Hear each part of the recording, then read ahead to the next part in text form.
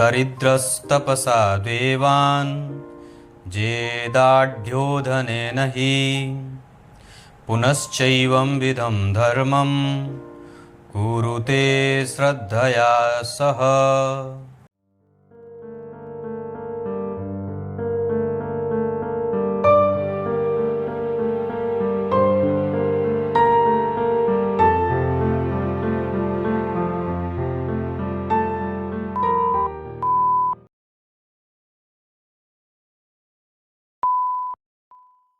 प्रिय दर्शकों नमस्कार, एक बार फिर से उपस्थित हूँ आप सबके सामने बुधवार के कार्यक्रम में। आज आपके सामने एक बड़ा ही अनूठा और अलग विषय लेकर के आया हूँ, जिसमें हम शनिदेव के बारे में बात करेंगे। आज के कार्यक्रम में आपको ये पता चलेगा कि कुछ ऐसे विशेष लग्न हैं और कुछ ऐसी राशियां हैं जिनका निर्माण अगर जन्म कुंडली के 6वें भाव में हो जाता है और अगर वहाँ से शनिदेव का संबंध बन जाता है तो वो व्यक्ति को दाम्पत्य का सुख, धन का सुख, उम्र का सुख, स्वास्थ्य का सुख, चरित्र का सुख, न्याय का सुख, धर्म, ध्यान, दान, पूजा पाठ, मंत्र, साधना, समाधि, समझना, न्याय, कर्म अकर्म का बोध सब बहुत अच्छा हो जाता है। शुरू करते हैं आज का कार्यक्रम। कहीं नहीं जाना है, बिल्कुल बन के रहिएगा। जय श्री कृष्ण अवश्य लिखा करिए, शेयर का बटन दबा करके अपने इष्ट मित्रों को कार्यक्रम प्रत्येक दिन अवश्य भेजा करिए। कार्यक्रम के आरंभ में मैंने जो श्लोक पढ़ा है बड़ा विचित्र है और उसका अर्थ वेद व्यास भगवान ने लिखा है कि जो नितांत गरीब है, दरिद्र, जो दरिद्र है, जिसके पास साधन नहीं है, वो अपनी साधना के द्वारा भगवान की पूजा करे। जो गरीब है वो व्रत करे, अपने शरीर को तपश्चर्या में रखे, नियम पूर्वक व्रत करे, तो उससे उसको धन की प्राप्ति होती है या उसका बल बढ़ता है, वो संसार के सभी भोगों का भोग भोगता है। और जो अमीर है, जो दान दे सकता है, जो साधन कर सकता है, वो निश्चित रूप से अपने धन के उपयोग के द्वारा भगवान की पूजा करे। मतलब षोडशोपचार पूजा करे, राजसिक पूजा करे, मन भी उसमें उपस्थित हो। ऐसा आप समझ गए होंगे मैं क्या कह रहा हूं कि जिसके पास धन आदि की कमी है वो व्रत आदि के द्वारा भगवान का चिंतन करके उनके गुणानुवाद गा सकता है। जिसके पास पैसा है, धन है, लक्ष्मी है, वो इस धन को और लक्ष्मी को भगवान की पूजा में लगा करके उनकी सेवा करे, साथ ही साथ तपश्चर्या भी करता रहे, तब वो संसार के समस्त सुखों का भोग करता है।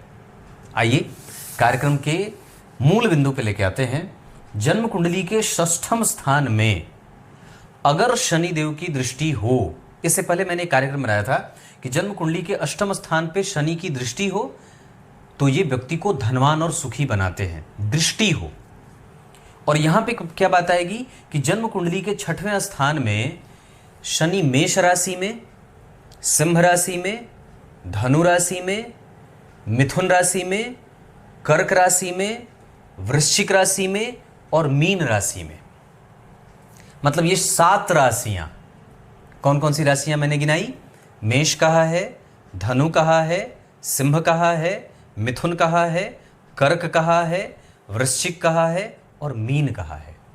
अगर इन राशियों का निर्माण जन्म कुंडली के 6वें स्थान में होता हो और शनिदेव वहीं बैठे हों और उस पे भले चाहे किसी ग्रह की दृष्टि ना पड़ती हो, अगर पड़ जाए तो बहुत अच्छा होगा, लेकिन अगर किसी शुभ ग्रह की दृष्टि नहीं भी पड़ती हो या षष्ठेश अगर उसे नहीं भी देख रहे हों, मान लीजिए यहां मिथुन राशि बनती है, शनिदेव यहीं बैठ गए और बुध की दृष्टि यहां से उन पे नहीं जा रही है, या मान लीजिए देव गुरु बृहस्पति की धनु राशि बनी है, शनिदेव यहीं बैठे हैं और देव गुरु बृहस्पति उनको देख नहीं रहे हैं। अगर ऐसी कुंडली आपकी बनी है तो ये व्यक्ति को इतना धन देते हैं कि अपनी दशा के आरंभ, अंत और मध्य में व्यक्ति को राजसिक सुख देने वाले बना देते हैं। व्यक्ति का सत्कर्म जागृत होता है, न्यायप्रियता बढ़ जाती है धर्म, आचरण, सदाचरण, कानून का पालन, कानूनी जानकार, दुश्मनों पे विजय प्राप्त करना, धनवान, सुखी और समृद्धशाली बना देते हैं। ये 5 मिनट की बात थी। अगर मैं इसको और विस्तार करूंगा तो क्या बता दूंगा? अगर मैं इसको अपने वीडियो के टाइम ड्यूरेशन को बढ़ा करके मैं सिर्फ अपना पैसा बढ़ा सकता हूं कि वीडियो का कंटेंट लंबा हुआ तो बहुत सारी चीजें बढ़ गई, आपने देख लिया। पर ये मूलतः यही बात है। बहुत सारे लोग मुझे कार्यक्रम में कहते हैं कमेंट में कि आपके कार्यक्रम छोटे होते हैं, जो कि अच्छे भी होते हैं, ये अच्छी बात है, पर मैं इसको विस्तार में अब क्या बताऊंगा? बहुत ज्यादा बताऊंगा तो ये कहूंगा कि अगर वो बकरी हैं तो उनका प्रभाव थोड़ा कम हो जाएगा। वो 10 रुपया देना चाहिए था उनको तो वो 7 रुपये देंगे। बहुत ज्यादा खुश होऊंगा तो इस कार्यक्रम को बड़ा बना करके इतना कह दूंगा कि उस पे उसी ग्रह की दृष्टि पड़ेगी तो ये आपको बहुत सुख दे देंगे। इससे बड़ा होना क्या होता है? तो कहने का अर्थ है, मैं आप लोगों को बताऊं कि अगर इस तरीके की राशि बनी हो और वहीं शनि बैठे हो, अगर उस पे शुभ ग्रह की दृष्टि पड़ जाए तो सोने पे सुहागा की बात है। नहीं भी पड़ती है तो भी घबराने की कोई बात नहीं है। यहां के शनि कारक हो जाते हैं, बलवान हो जाते हैं।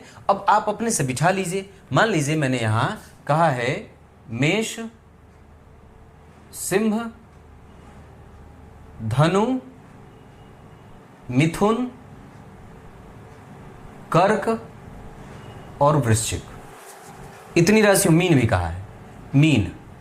अब इतनी राशियां आप लोग गिन लीजिए, लिखने में नहीं बन रहा है तो आप गिन लीजिए। अब मान लीजिए जिसकी कुंडली में 3 नंबर यहां लिखेगा, यहां देख लीजिए कि यहां क्या लिखेगा, आपका लग्न कौन सा है। यहां अगर 9 नंबर लिखा है तो आप देख लीजिए कि यहां पे क्या लिखेगा। अगर उस लग्न के आप हैं तो सामान्यतः यह सिद्धांत आपको पता चल गया। इसमें कौन से लंबे चौड़े बात कहने की कोई आवश्यकता नहीं है। मुझे पता है मेरे दर्शक मुझसे क्या चाहते हैं और मैं अपने दर्शकों को पाकर के धन्य हूं। पर एक शिकायत है कि मुझे लगता है कि मेरे जितने दर्शक हैं वो वृद्ध हैं, वयोवृद्ध हैं, बूढ़े हैं, शायद उन्हें शेयर करना नहीं आता। कुछ इसी तरीके से आज के इस कार्यक्रम का समापन करते हैं। तब तक के लिए बहुत बहुत नमस्कार।